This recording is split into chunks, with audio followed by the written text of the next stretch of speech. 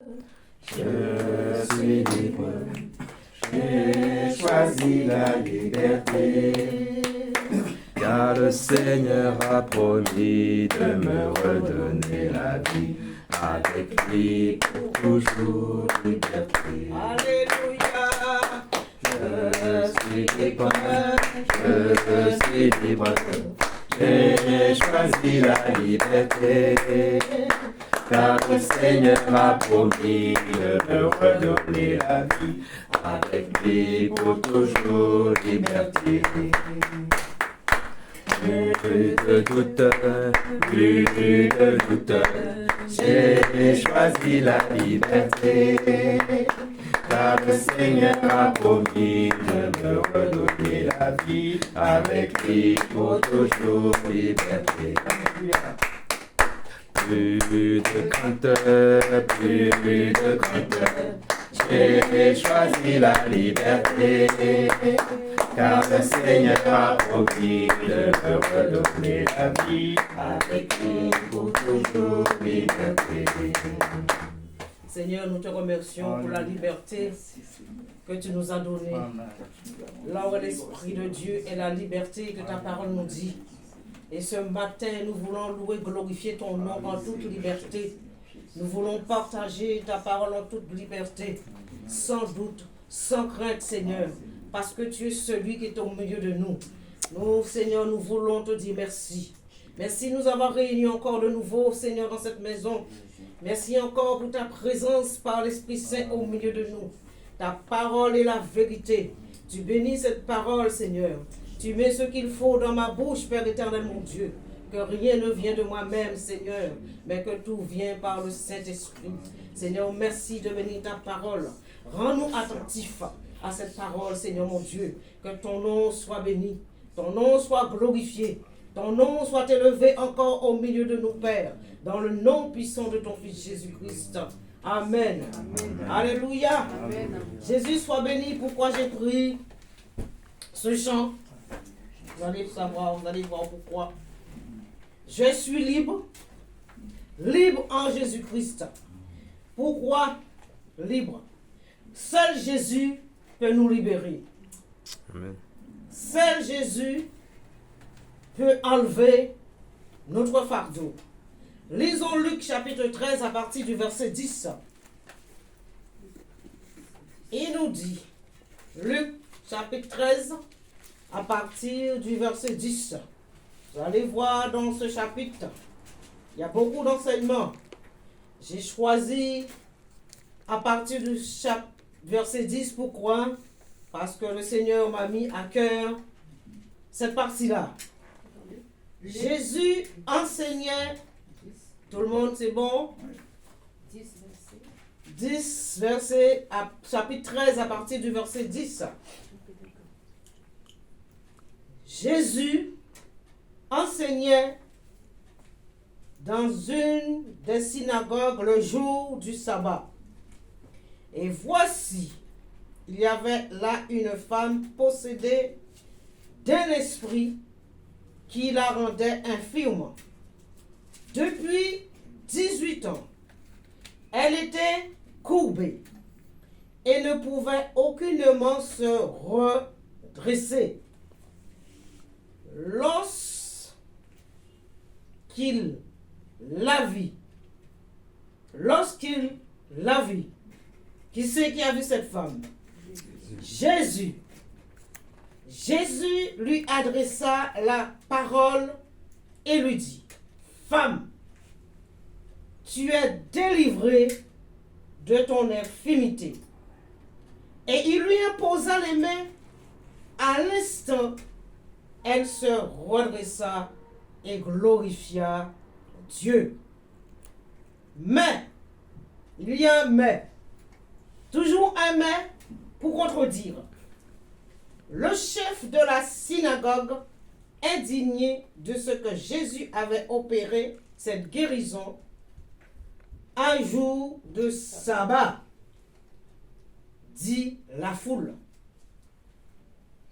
Il y a 6 jours pour travailler. Venez donc vous faire guérir ces jours-là, et non pas le jour du sabbat. Alors Jésus répondit, hypocrite que vous êtes, est-ce que chacun de vous, le jour du sabbat, ne détache pas de la crèche son bœuf ou son âne pour le mener boire? Et cette femme qui est une fille d'Abraham et que Satan tenait liée depuis 18 ans, ne fallait-il pas la délivrer de cette chaîne le jour du sabbat? Tandis qu'il parlait ainsi, tous ses adversaires étaient confus et la foule se réjouissait de toutes les choses glorieuses qu'il faisait. Amen. Amen. C'est une histoire extraordinaire, merveilleuse. Et c'est ce que j'ai constaté et j'ai pu voir dans ce chapitre de ces versets. Jésus enseignait dans une synagogue. Et encore le jour du sabbat. Le jour où Dieu avait dit que personne ne doit travailler. Que personne ne doit rien faire. Même pas repasser ton vêtement si tu veux le mettre pour sortir. Tu n'avais pas le droit de repasser. Même pas faire à manger si tu voulais manger. Tu n'avais pas le droit de faire à manger. Il fallait faire ton repas la veille. Alléluia. Ne rien faire. Voilà cette femme qui rentre. Voilà cette femme qui vient dans cette synagogue. Cette femme qui avait l'habitude d'aller prier. Cette femme que personne ne jetait aucun regard. Cette femme qui est vêtue d'une humiliation, dis-je, marchant courbé. Qu'est-ce qu'elle voit, cette femme? Que le sol. Elle ne voit rien d'autre à part que le sol. Jour de liberté, jour de délivrance, jour de guérison est arrivé pour elle. Elle ne savait pas que ce jour-là, elle allait se redresser. Elle ne savait pas que ce jour-là, que Jésus allait faire quelque chose pour elle. Remarquez, à chaque fois, avant de faire un miracle, une guérison, délivrance dans la vie de quelqu'un, Jésus apportait toujours l'enseignement. Jésus enseignait d'abord. Mais ce jour-là, quand cette femme est rentrée dans cette synagogue, quand Jésus a vu cette femme, l'amour, la compassion, la miséricorde doit se manifester à travers de la vie de cette femme. Courbée, ne voyant rien, elle voit que le sol, ne peut pas voir ce qui se passe à côté d'elle. Elle ne peut pas voir devant elle, mais elle voit que le sol. Elle rentre. Jésus, il avait, et voici, il y avait là une femme possédée d'un esprit. Il est dit possédée d'un esprit qui la rendait infirme depuis 18 ans. Mes amis, nous vivons dans un monde où tout le monde dit fraternité, égalité, liberté. Mais nous vivons dans un monde où les gens sont liés, où les gens sont possédés de toutes sortes de vices dans ce monde. Nous vivons dans un monde où c'est Satan qui contrôle ce monde. Nous sommes des enfants de Dieu. Nous marchons avec le Seigneur. Mais n'oublions pas, celui qui contrôle ce monde, c'est Satan qui contrôle ce monde. Et les gens sont liés Les gens sont liés par la drogue. Les gens sont possédés, liés par la cigarette. Les gens sont liés par l'alcool. Les gens sont liés par le sexe. Les gens sont liés par le vol, le mensonge. Les gens sont liés par toutes sortes de choses qui ne glorifient pas Dieu. Et Jésus-Christ est venu pour nous libérer de toutes ces choses. Voyons cette femme, il est dit possédée d'un esprit. Cette femme courbée est possédée d'un esprit qui la maintient depuis 18 ans. 18 ans. 18 ans. C'est beaucoup d'années. C'est pas hier, c'est pas aujourd'hui. 18 ans. Que cette femme, que Satan, il est dit, le maintient lié, maintient cette femme courbée. Mais le jour de la délivrance est venu pour elle. Alléluia. Amen. Le jour de la délivrance. Alors Jésus qui enseignait, arrête d'enseigner. Jésus voit cette femme. Non, je ne peux pas la laisser ainsi. Toi, ça fait longtemps que tu le tiens. Alors je dois délivrer femme. Lorsque Jésus la vit, Jésus lui adressa la parole et lui dit, femme, tu es délivrée de ton infirmité. Alléluia. N'est-ce pas merveilleux? Et il lui imposa les mains. À l'instant, elle se redressa et glorifia Dieu. Amen. Qui pourrait faire un tel miracle dans la vie de cette femme? À part que Jésus-Christ et Jésus-Christ lui seul. Nul ne peut délivrer quiconque si Jésus ne se manifeste pas. Tu pourras beau prier pour quelqu'un. Tu pourras beau intercéder pour quelqu'un.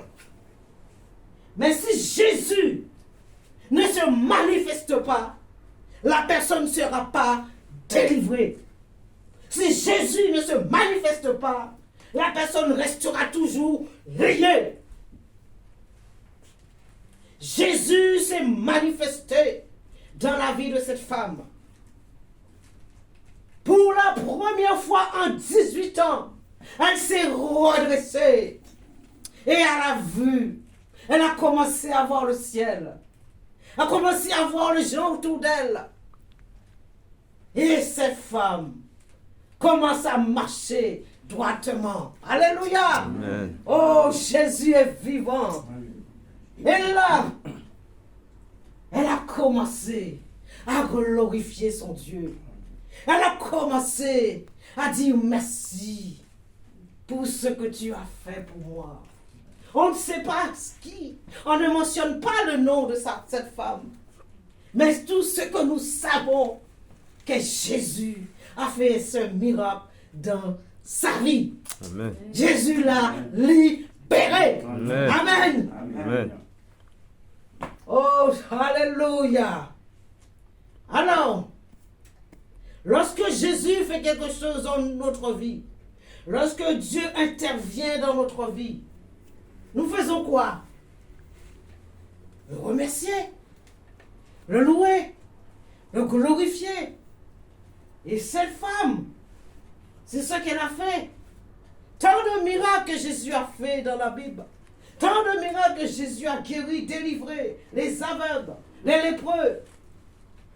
Sur les 10, il y en a un seul qui est retourné pour remercier le Seigneur. Nous sommes des gens ingrats, bien souvent. Dieu agit dans notre vie. Dieu nous libère de telle et telle chose. Et lorsque nous sommes libérés, nous sommes contents. Et après, on retourne à ce que nous avons vomi. On ne joue pas avec Dieu. Il ne faut pas jouer avec le Seigneur. Le Seigneur ne fait pas du sentiment. Dieu nous appelle à ne pas faire du sentiment. Il n'a pas fait du sentiment avec ces gens lorsqu'il a délivré cette femme. Mais le chef de la synagogue, indigné de ce que Jésus avait opéré cette guérison. Et lorsque Jésus opère un miracle dans la vie d'un être humain, est-ce que les médecins sont contents? Est-ce qu'ils sont contents? Non. Quand Jésus a opéré un miracle dans la vie d'une personne, est-ce que ceux qui sont autour de toi sont contents?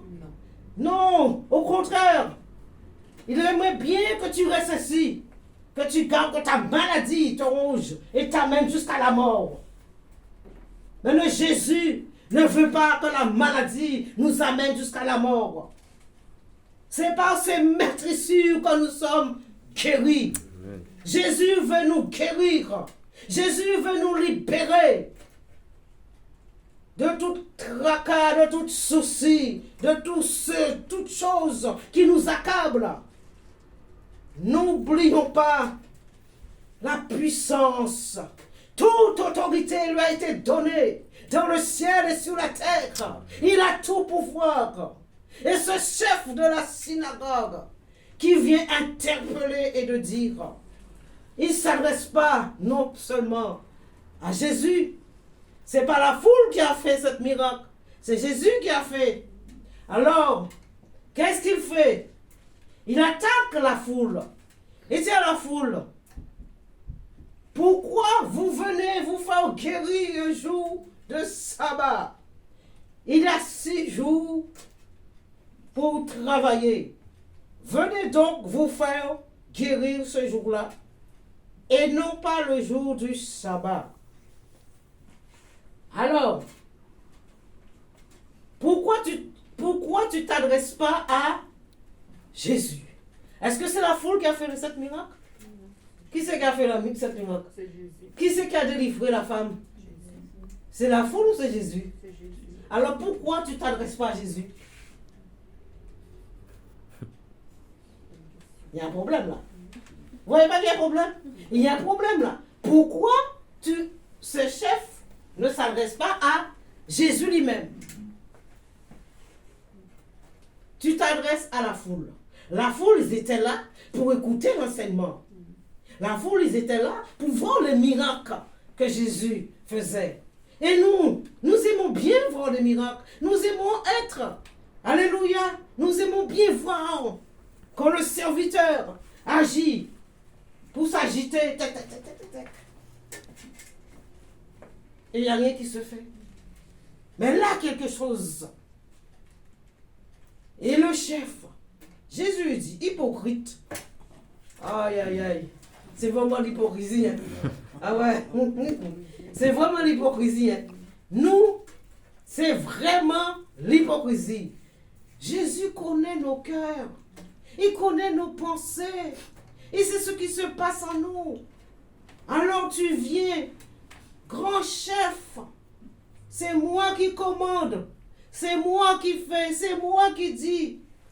Pourquoi le jour du sabbat, vous venez, vous ne savez pas que Dieu a dit qu'il faut travailler 6 jours et le 7e jour, il faut se reposer parce que Dieu a créé le monde en 6 jours. Le 7e jour, il s'est reposé. C'est pour ça qu'il nous avait donné cette loi pour ce 7e jour, on ne travaille pas. Hypocrite que vous êtes. Vous dites aux gens de ne pas faire, mais vous faites. Bon hypocrite. Alors si tu as ton troupeau de bœufs, si tu as ton troupeau de moutons, si tu as ton petit poules, tu ne vas pas aller leur donner à boire. Tu vas les laisser mourir. Derrière le dos, on dit à la foule, il ne faut pas venir vous faire guérir le jour du sabbat. Et derrière le dos, vous allez donner à boire à vos bœufs, vos moutons, vos poules. Hypocrite. Bandit hypocrite. Jésus dit, vous êtes des bandits hypocrites. Arrêtez avec votre hypocrisie. Et combien d'êtres humains est hypocrite? L'être humain hypocrite passe son temps dans l'hypocrisie. Soyons comme notre Seigneur.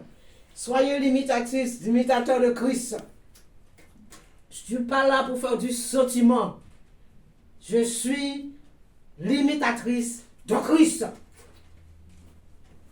Pas le temps de faire l'hypocrisie avec quiconque. Vous donnez à boire à votre âne le jour du sabbat.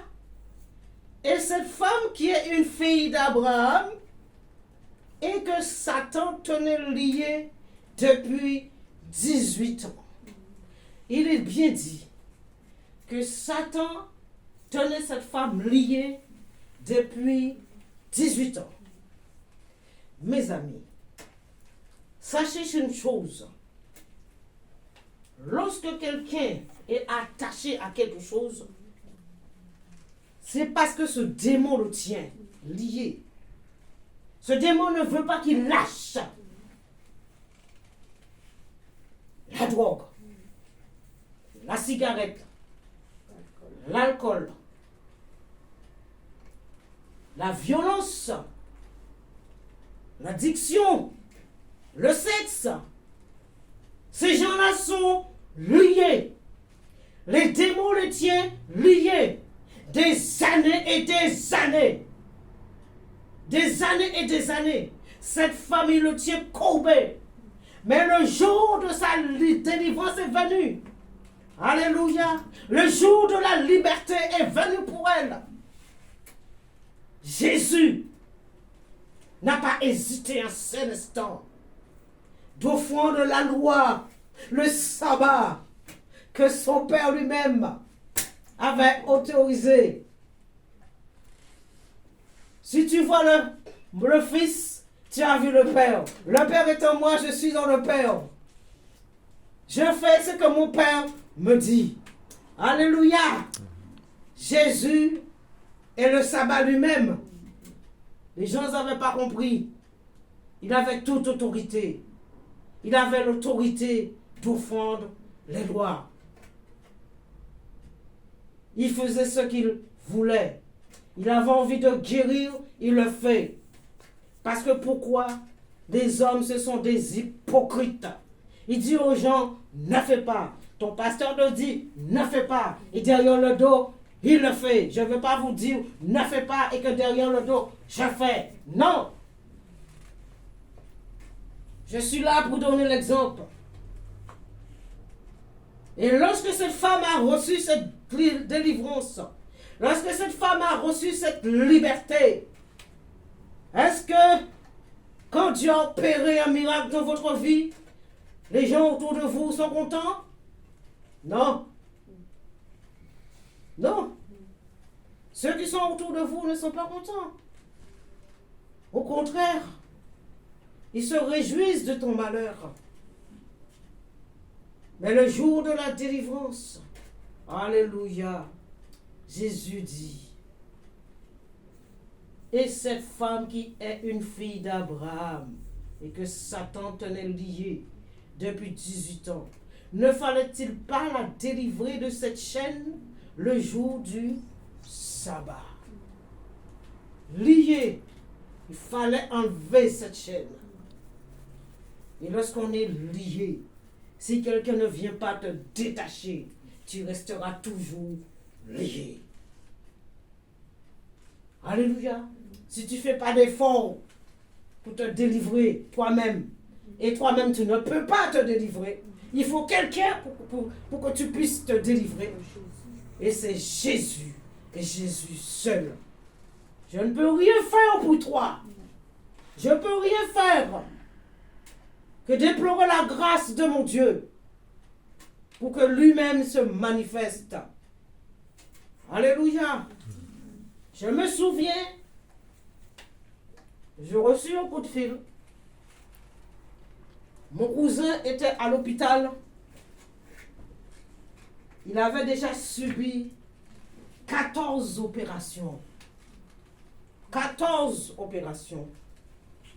Et puis les médecins disaient, c'est fini, c'est terminé pour lui. Et quand j'étais dans ma chambre, et là j'ai commencé à prier pour lui. J'ai commencé à intercéder pour lui. J'ai dit, Seigneur, écoute,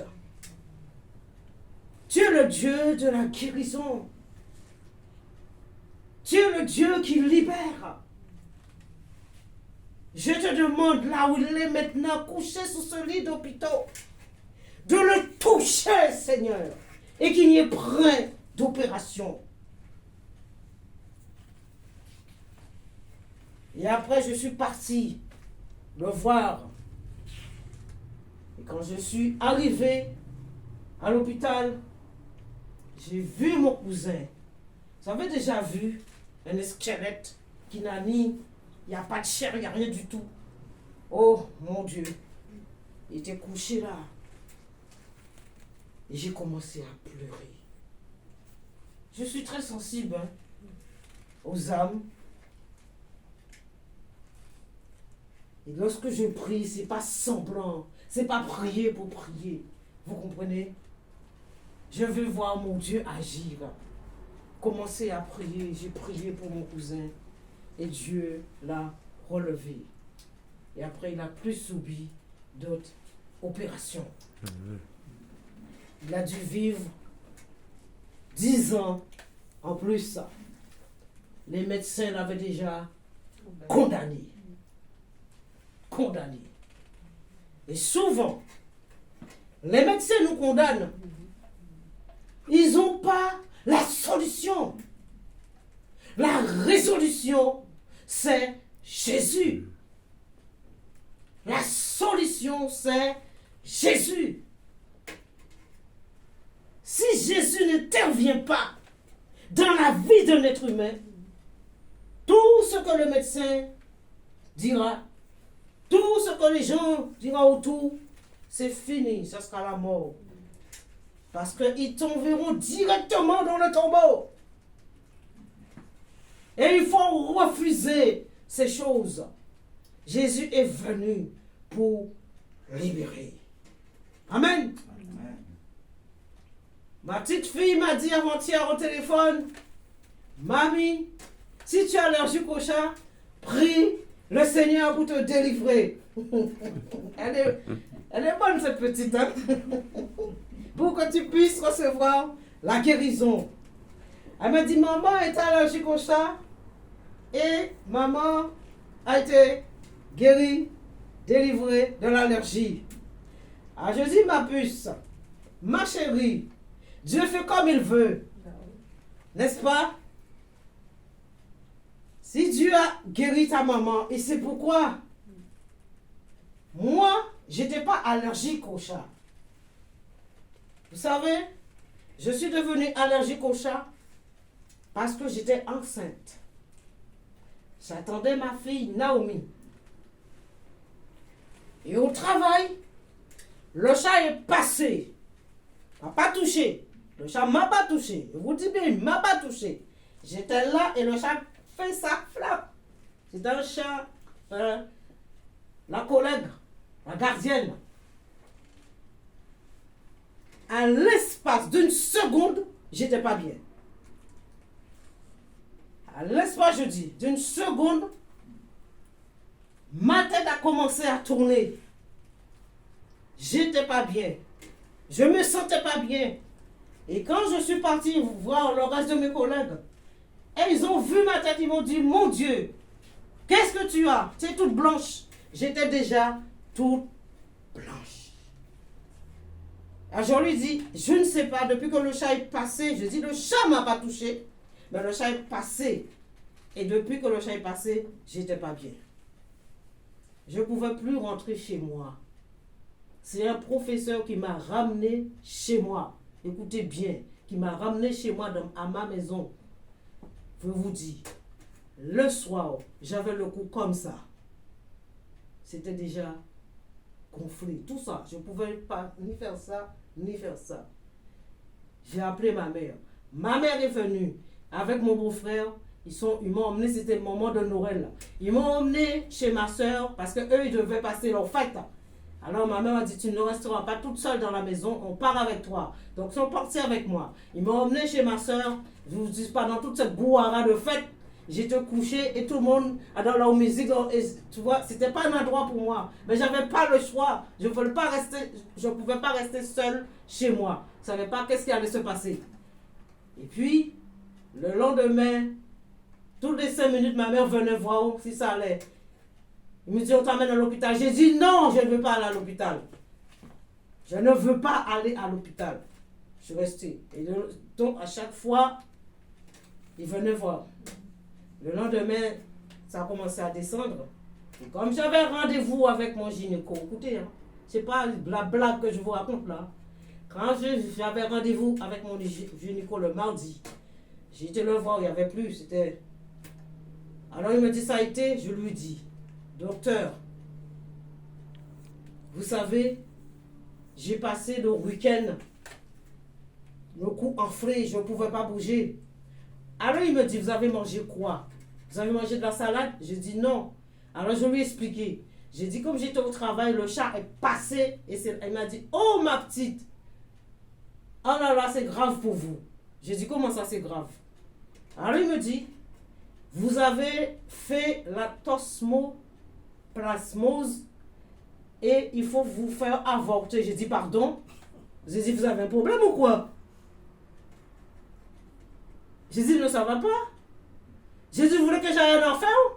Comme ça, je lui ai dit. Il me dit, quoi? Il me dit, ma petite dame, il faut vous faire avorter parce que vous allez faire un enfant handicapé, vous allez faire un enfant aveugle, vous allez faire un enfant, voyez, je lui ai dit, écoutez-moi, moi personnellement, je ne veux pas avorter parce que je ne veux pas aller en enfer. Alors il me dit, bon, vous allez aller à l'Institut Pasteur, faire des examens pour voir un peu. Donc, si j'écoute le diable qui parle à travers du médecin, je fais quoi? J'invente. Vous voyez?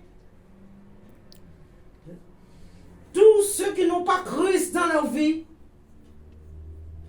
tous ces gens qui ne marchent pas avec Christ vont te donner toujours une parole diabolique. Et si tu acceptes cette parole diabolique, qu'est-ce qui va se passer? C'est fini pour toi. J'ai pris l'autorité, j'ai dit non. Je ne veux pas me faire avorter. Il m'a dit non, va faire les examens. Je suis parti, j'ai pris rendez-vous. Lorsque je suis rentrée chez moi, je me suis mise à genoux. J'ai commencé à prier. J'ai dit, Seigneur, cet enfant est entre tes mains. Je brise toute parole diabolique. J'ai pris l'autorité. Il faut apprendre à prendre l'autorité quand on vous dit quelque chose. J'ai pris l'autorité. J'ai prié. J'ai remis mon enfant entre les mains de Dieu. J'ai dit, tu crois? J'ai dit, tu ne vas pas me donner un enfant handicapé. Tu ne vas pas me donner un enfant aveugle. Cet enfant t'appartient, Seigneur. C'est ton enfant. Apprenez à prendre l'autorité. Je suis parti faire cet examen. Quand j'ai été faire cet examen, la dame vient avec une aiguille de cette longueur-là. Oh là là, mon Dieu, ça fait peur, hein? Quand tu vois une aiguille de cette longueur, lorsqu'elle s'est présentée avec ça, elle dit, oh là là, vous en avez... C'est quoi ça? J'ai dit, c'est quoi ça, madame? Alors, elle m'a dit, on va vous prendre un peu de liquide pour voir si l'enfant, machin. Ouais, enfin, il faut aller complètement dans la poche. Bon. Je dis, madame, écoutez-moi, s'il vous plaît. Avec votre aiguille là, attendez. Je dis, attendez, 2 minutes. Je dis, madame, 2 minutes, s'il vous plaît.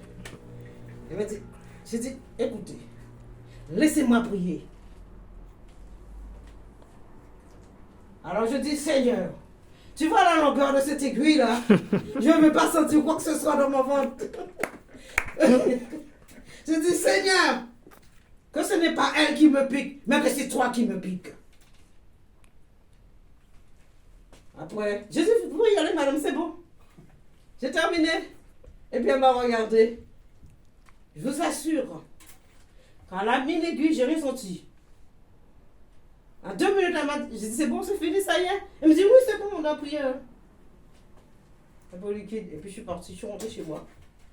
Quand je suis rentrée chez moi, j'ai prié. J'ai mis ma fille au monde. Vous la connaissez? Vous la connaissez, ma fille? C'est le Seigneur même qui m'a donné ce prénom, Naomi. Naomi. Oui. Vous voyez ma fille? Est-ce que vous la voyez handicapée? Non. Est-ce que vous la voyez aveugle? Si on accepte les paroles que le diable nous donne, qu'est-ce qui se passe? Ah ben c'est fini. Il est content. Il lui dit, ça y est, il est tombé dans le panneau. Alors je lui dis, non.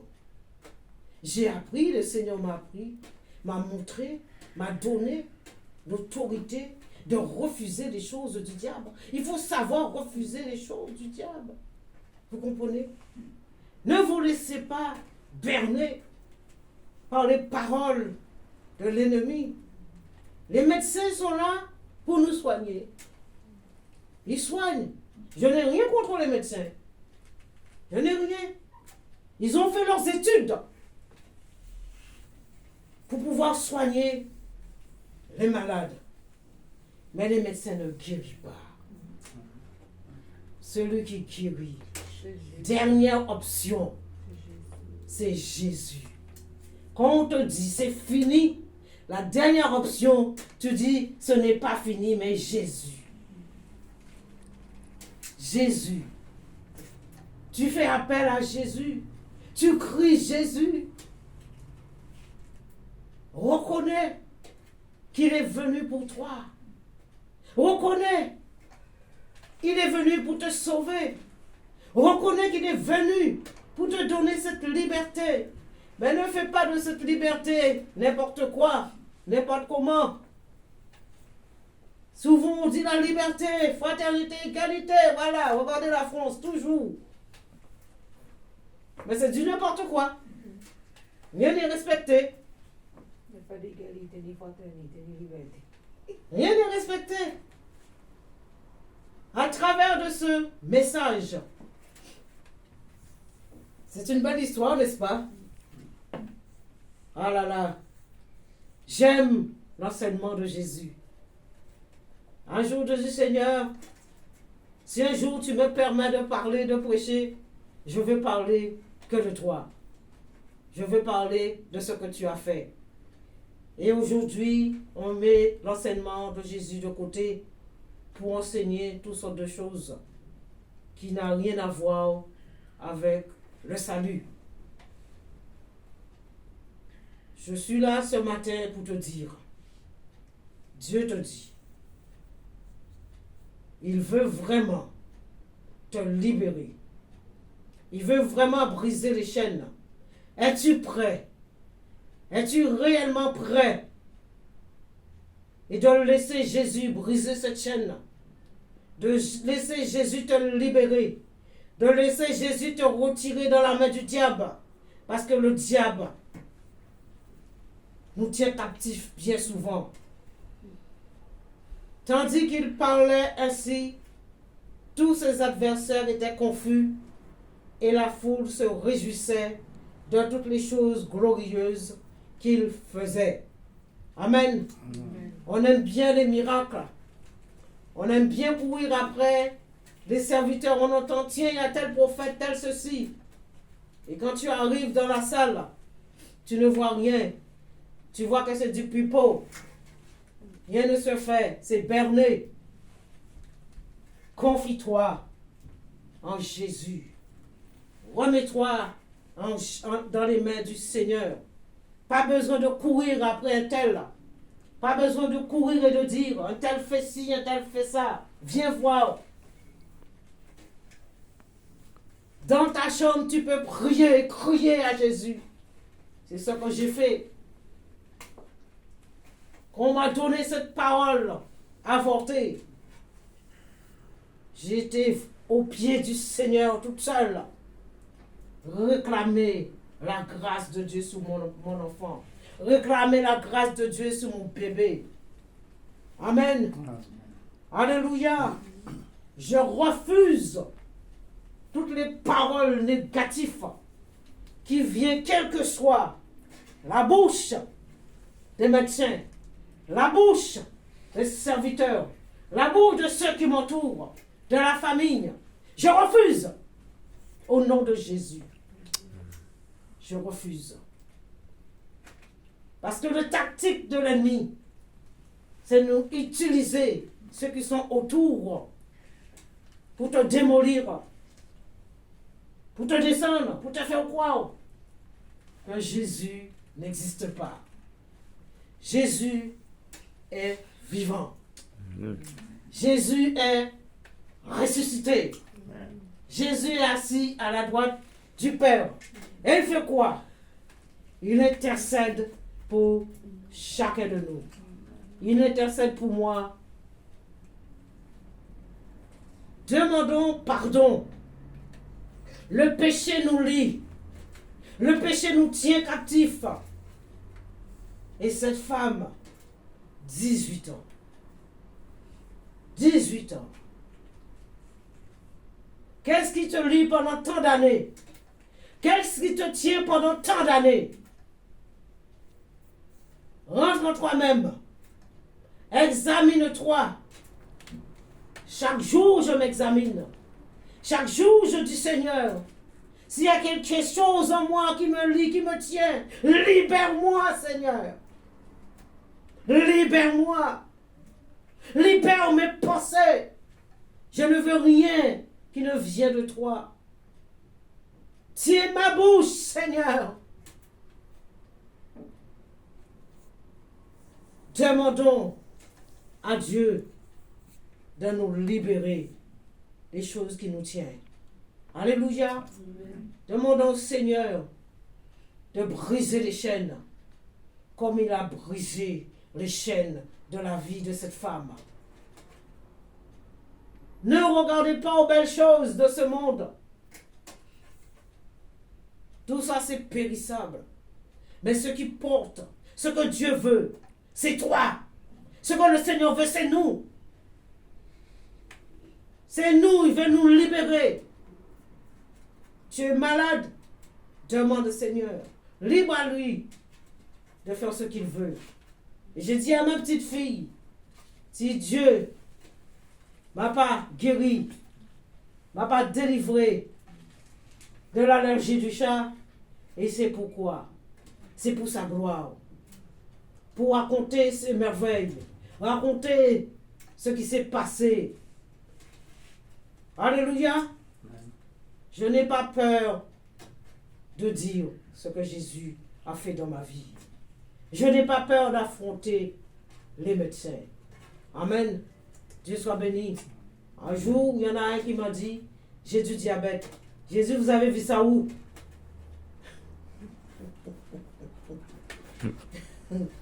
Un jour, il m'a dit, Madame Foucault, vous êtes... Est-ce qu'il y a des gens dans votre famille qui est diabétique? Je dis, docteur, laissez-moi vous dire une chose. Cette chose héréditaire, je n'y crois pas. Je ne crois pas à l'hérédité. Alors moi, je n'ai pas de diabète. Alors la dernière fois, j'ai vu un médecin. Il a commencé à me poser des questions. Vous faites de la tension? Vous faites ceci? Vous faites cela? J'ai dit non. J'ai dit non. Alors il me regarde. En lui, il sait comment ça se fait. Une femme de 64 ans ne fait pas de tension, ne fait pas de diabète, ne fait pas toutes sortes. Vous voyez comment les gens sont? Ils veulent que tu endosses toutes les maladies quand tu es arrivé à un certain âge. J'ai dit, mon Dieu me maintient en bonne santé. Je refuse les médicaments. Je refuse toutes ces choses. Je ne veux pas détruire mon corps. Alléluia. Dieu a créé les choses naturelles. Tout ce que Dieu a créé est. Tout ce que Dieu a créé. Tout ce que Dieu a créé. Commencez à vous entretenir avec les choses naturelles. Et vous serez en bonne santé.